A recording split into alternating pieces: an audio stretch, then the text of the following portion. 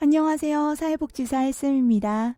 우리는 살아가면서 소중한 사람들의 의견을 따라주려는 경향들을 갖습니다. 소중하다는 이유로 참고 참다 지쳐가죠.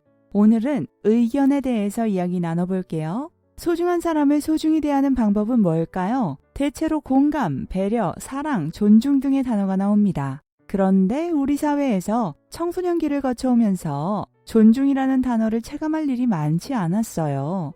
의견을 존중해서 학원을 선택하고 의견을 존중해서 학교를 잘 다니도록 해주고 너의 의견을 존중해서 부모님이 싫어하지 않을 정도의 학과를 선택하는 정도들이 가장 익숙할 거예요. 사실 그 존중에 거절을 동반하는 경우가 많지 않죠. 학원을 가야 하는데 어느 학원을 갈래? 대학교 진학을 해야 하는데 부모님이 생각하는 범위를 벗어나지 않은 이 몇 가지 중에서 내가 선택해서 진학해봐. 뜻을 존중할게.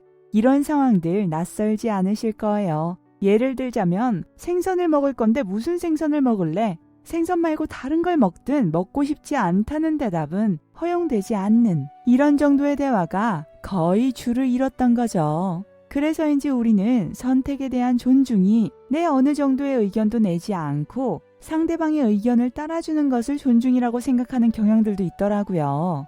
그러려다 보니 처음부터 내 의견을 갖지 않는 경우도 많아요. 그런데 사람인 이상 의견을 갖지 않는다는 것은 사실 어렵거든요. 마음속에서 원하고 있는 것은 존재할 가능성이 높죠. 그런데 그 부분을 상대방을 존중하기 위한 이유로 혹은 깊이 생각해봤자 상대방과 의견이 다르다는 이유로 가볍게 넘겨버리거나 신경 쓰지 않죠. 그 문제는 상대방의 결정을 따라서 넘어는 갔는데 마음이 개운하지만은 않은 상황을 마주할 가능성이 높죠. 하지만 타인의 의견을 존중하기 위해서는 내 의견부터 내가 존중할 수 있어야 하고 그러려면 다름을 바탕으로 깊은 이야기를 나눌 수 있어야 해요. 상대방의 의견을 존중하는 것과 내 결정을 미루는 것에는 차이가 있어요. 중요한 부분은 내 의견을 갖는다는 것이 상대방의 의견을 존중하지 않는다는 것이 아니란 걸 알아야 한다는 거예요.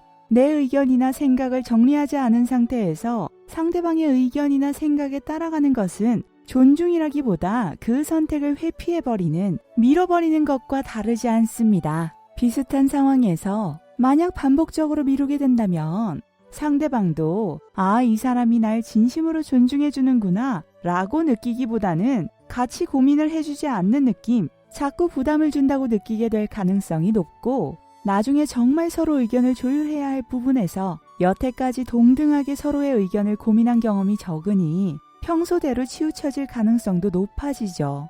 해당 일에 대해 깊게 생각해도 답이 없을 것 같이 느껴지더라도 적어도 내 생각을 정리하는 시간만큼은 꼭 가져보세요. 그래야 상대방이 내놓는 의견을 진정으로 존중할 수 있고 내 마음도 상대방의 선택에 불편하지 않을 수 있습니다.